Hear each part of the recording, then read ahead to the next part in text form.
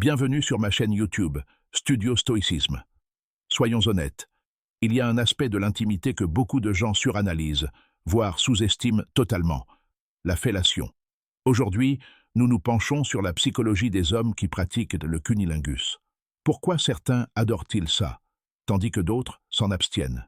Qu'est-ce que cela révèle sur leur confiance en eux, leur connexion et leur psychologie sexuelle en général? Si vous vous êtes déjà demandé ce qui se passe dans la tête d'un homme lorsqu'il est en train de faire l'amour, ou pourquoi il choisit de ne pas le faire, restez sur ma chaîne. Premier, le plaisir de donner du plaisir.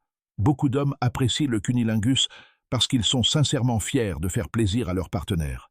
Il ne s'agit pas de recevoir, mais de donner, ce qui crée un sentiment d'intimité et de profonde satisfaction. Voir sa partenaire excitée et atteindre l'orgasme peut booster leur estime de soi et renforcer leur sentiment de capacité sexuelle. Deuxième connexion émotionnelle. Le sexe oral peut être incroyablement intime, en raison de sa proximité et de sa vulnérabilité. Les hommes qui apprécient le cunnilingus peuvent le considérer comme un geste émotionnel, une façon de témoigner de l'affection, de l'amour ou du désir. C'est une forme de lien émotionnel, enveloppé de plaisir physique. Troisième, exploration et curiosité. Certains hommes sont simplement curieux du corps de leur partenaire et voient le sexe oral comme un moyen d'explorer et d'admirer cette singularité. Il s'agit d'aborder le corps féminin avec curiosité, appréciation et fascination positive, en embrassant chaque partie de son être avec admiration. Quatrième, dynamique de pouvoir et de domination. Pour certains hommes, le sexe oral est porteur de subtiles dynamiques de pouvoir. S'il peut être perçu comme un acte de soumission, concentrant toute l'attention sur leur partenaire, d'autres se sentent renforcés par leur capacité à guider et à contrôler le plaisir de leur partenaire.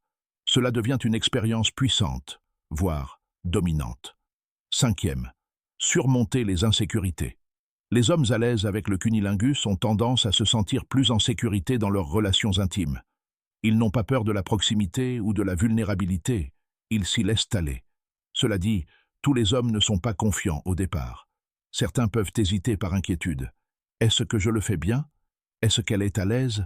Est-ce que tout est propre? La peur est bien réelle. Mais retournons la situation. Tous les hommes ne trouvent pas le sexe oral facile ou agréable. Pour certains, l'idée est intimidante, souvent pour deux raisons principales, l'insécurité et la peur du jugement. Ils craignent de rater quelque chose ou, pire encore, que leur partenaire n'apprécie pas et qu'ils se sentent incompétents. Il y a aussi le conditionnement social. Cette attente étrange et irréaliste selon laquelle les femmes sont censées avoir le goût d'un fruit ou une odeur de fleurs.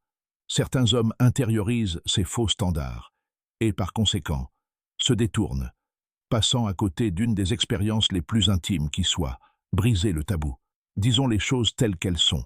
Le sexe oral est encore stigmatisé, surtout lorsqu'il est pratiqué par des hommes sur des femmes. Certains le perçoivent comme trop soumis. D'autres ont été élevés dans l'idée que c'est grossier ou sans importance. Mais voici la vérité crue. Si un homme ne peut pas accepter chaque partie de vous, y compris vos parties les plus intimes, qu'est-ce que cela révèle vraiment sur sa capacité à se connecter pleinement avec vous? Et pour les hommes qui vous regardent, demandez-vous, votre hésitation est-elle vraiment liée à elle? Ou est-ce votre propre insécurité? Affronter ces peurs intérieures peut changer la donne, non seulement dans votre vie sexuelle, mais aussi dans votre confiance en vous. Pourquoi certains hommes l'évitent? Soyons honnêtes. Toutes les réticences ne sont pas liées à l'insécurité. Certains hommes ont vécu de mauvaises expériences ou n'ont tout simplement pas reçu une éducation sexuelle adéquate. Ils peuvent se sentir confus face à la complexité de l'anatomie féminine ou ne pas savoir comment aborder cette expérience. Mais le bon côté des choses, ce n'est pas sorcier. La clé réside dans la communication. Demandez à votre partenaire ce qu'elle aime. Soyez attentif à son langage corporel. Soyez ouvert à l'apprentissage et à l'expérimentation. L'effort investi comptera toujours plus que la gêne ressentie au début. La psychologie du donneur. En résumé, les hommes qui aiment faire une fellation sont souvent des donneurs naturels. Ils prennent un réel plaisir à faire du bien à leur partenaire, émotionnellement et physiquement. Ce n'est pas une question d'ego, ni de compte à rebours. C'est une question de satisfaction mutuelle. Et ironiquement, lorsque les hommes se concentrent uniquement sur le don, ils se retrouvent souvent à y prendre autant de plaisir, voire plus, que leur partenaire. La vérité sur l'intimité. La véritable intimité se construit sur la vulnérabilité, la confiance et la connexion. Les hommes qui acceptent chaque partie de leur partenaire, esprit, corps et, bien sûr, ses parties intimes, construisent des relations plus fortes et plus profondes. Alors, si vous voulez vraiment passer à la vitesse supérieure, commencez par la compréhension et la communication, car il ne s'agit pas seulement d'un acte, mais de ce que cet acte exprime. Attention, désir et respect. Si vous souhaitez vous épanouir dans tous les domaines de votre vie, n'oubliez pas de vous abonner et d'activer les notifications pour recevoir d'autres contenus comme celui-ci.